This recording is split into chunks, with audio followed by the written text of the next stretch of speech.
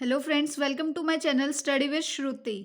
इस वीडियो में हम डिस्कस करेंगे प्रोफेशनल कम्युनिकेशन। ठीक है, प्रोफेशनल कम्युनिकेशन में क्या होता है कि हर एक इंडिविजुअल जो है उसके अराउंड एक स्पेस होता है जिसमें कि वो अलाउ करता है थेरेपेटिक या फिर प्रोफेशनल कम्युनिकेशन। तो कुछ डिस्टेंसेस होते हैं बिटवीन दो इंडिविजुअल के बीच में, कुछ ना कुछ डिस्टेंस होता है। मतलब कौन सी बात किसके साथ करनी है, किसके साथ नहीं करनी है। तो हर एक के क्या है, डिफरेंट जोन होते हैं कम्युनिकेशन करने के। तो ये जो है 4 ज़ोन्स होती हैं: पब्लिक, सोशल, पर्सनल और इंटिमेटेड। तो सबसे पहले आता है इंटीमेट ज़ोन, या फिर इसको हम कह सकते हैं क्लोज़ कॉन्टैक्ट। जो बात, जो इंटरेक्शन हम अपने पेरेंट्स, चिल्ड्रंस या फिर पार्टनर या फिर मदर या फिर एक चाइल्ड के बीच में होता है, जो बहुत ही क्लोज़ली भी कोई भी बात होती है, कोई भी चीज़ होती है तो हम उनके साथ शेयर कर सकते हैं। क्लोज़ कॉन्टैक्ट जहाँ पे होता है तो वो होता है इंटीमेट ज़ोन। ठीक है? उसके बाद आता है पर्सनल ज़ोन। एक पर्सनल ज़ोन मतलब कुछ ऐसी बातें जो हम अपने क्लोज़ फ्रेंड्स के साथ कर सकते हैं, तो वहाँ पे एक डिस्टेंस मेंटेन होता है कुछ चीज़ों के रिगार्डिंग, लेकिन क्या है, क्लोज़ फ्रेंड से हम वो बातें शेयर कर सकते हैं, कम्युनिकेट कर सकते हैं। तो होता है पर्सनल ज़ोन। उसके बाद आता है सोशल ज़ोन। मतलब जो डिस्टेंस हम मेंटेन करके रखते हैं जब हम किसी से ऐसे ही बात कर रहे हैं कैजुअली, या फिर कोई हमारा कलीग है, कोई हमारा कैजुअल फ्रेंड है या हमारे साथ कहीं पे काम करता है, तो उनके साथ जो हम बात शेयर करते हैं, बात करते हैं, तो वो होता है सोशल ज़ोन। उसके बाद आता है पब्लिक ज़ोन। पब्लिक ज़ोन में क्या होता है, जो डिस्टेंस हम मेंटेन करके चलते हैं, कम्युनिकेशन को कम्युनिकेट करते हुए हम ध्यान रखते हैं जब भी हम किसी मीटिंग में हैं, या फिर जब हम कोई पब्लिक स्पीकिंग यानी कि पब्लिक में कोई स्पीच वगैरह दे रहे हैं या पब्लिकली किसी टॉपिक पे डिस्कस कर रहे हैं, तो उस टाइम पे जो हम चीज़ें, जो हम डिस्टेंस मेंटेन करके चलते हैं अपने कम्युनिकेशन में, वो होता है पब्लिक ज़ोन। उसके बाद जो प्रोफेशनल कम्युनिकेशन होता है वो ओरल, रिटन, विजुअल, डिजिटल, कुछ किसी भी फॉर्म में हो सकता है, हमारे वर्क प्लेस पे भी हो सकता है।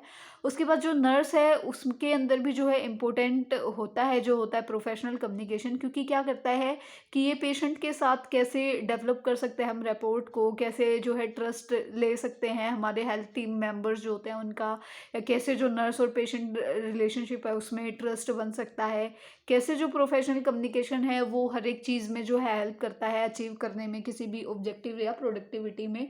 तो इसलिए जो है प्रोफेशनल कम्युनिकेशन जो है वो बहुत हेल्पफुल होता है और बहुत ज़रूरी होता है इन चीज़ों को जानना कि किसके साथ क्या बात हमें करनी होती है, और कैसे कैसे कौन से जोन में कौन से जो है लोग आते हैं, कौन से पर्सन किस जोन में आते हैं। उसके बाद हम बात करते हैं प्रिंसिपल्स के प्रोफेशनल कम्युनिकेशन के। तो सबसे पहले आता है कम्युनिकेशन इज़ अ प्रोसेस। तो ये सबसे पहला प्रिंसिपल है कि कम्युनिकेशन क्या है, वो एक प्रोसेस है। ये क्या करता है, सबसे पहले हम एक मैसेज को इनकोड करते हैं, उसको भेजते हैं। एक चैनल ऑफ कम्युनिकेशन होता है जिसकी वजह से क्या है, वो जाता है। वहीं पे क्या होता है, इन्वायरमेंट होता है जो उसको इन्फ्लुएंस करता है। फिर रिसीवर मैसेज को लेता है, उसको डिकोड करता है यानी कि उसको समझता है, और फिर हमें फीडबैक क्या है, मिलता है।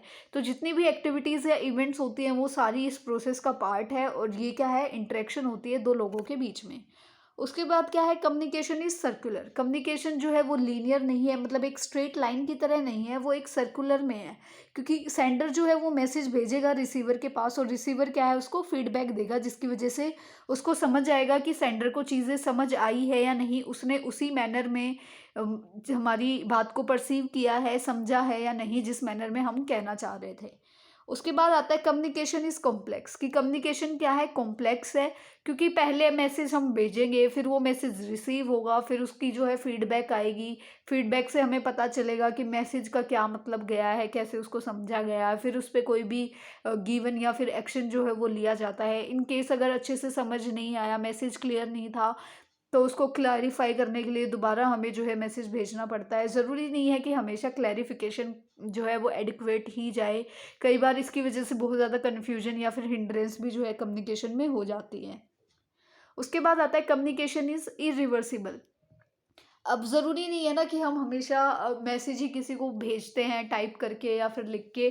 कई बार हम बोल भी देते हैं तो वो भी कम्युनिकेशन में ही आता है। तो एक बार हमने अगर किसी को कुछ कह दिया तो फिर हम उसको चेंज नहीं कर सकते, है ना? तो इंटरेक्शन अगर एक बार हो गई तो हम उसको चेंज नहीं कर सकते। इसलिए क्या है कि कम्युनिकेशन इरिवर्सिबल होती है। और उसके बाद आता है कम्युनिकेशन इन्वॉल्व्स पर्सनैलिटी। कि कम्युनिकेशन जो है वो पर्सनैलिटी को इन्वॉल्व करके भी चलती है, क्योंकि अगर एक पॉजिटिव पर्सन है जो हमेशा पॉजिटिव सोचता है, तो वो जो भी बात करेगा, जो भी कहेगा, वो सारी पॉजिटिव मैनर में कहेगा। लेकिन अगर एक पर्सन है जो डिमांडिंग पर्सनैलिटी का है, मतलब सॉरी डोमिनेटिंग पर्सनैलिटी का है कि वो अपने आप को ही सब कुछ समझता है। तो वो जब भी बात करने की कोशिश करेगा तो वो ऐसे ही इस तरीके से बात करेगा कि जैसे वो हमें कमांड कर रहा है या फिर हमें ऑर्डर कर रहा है कुछ करने के लिए। तो इसलिए कहा जाता है कि जब भी हम बात करते हैं, जो भी हमारा बात करने का तरीका होता है, उससे हमारी पर्सनैलिटी जो है वो दिख जाती है कि इस पर्सन की कैसी पर्सनैलिटी है।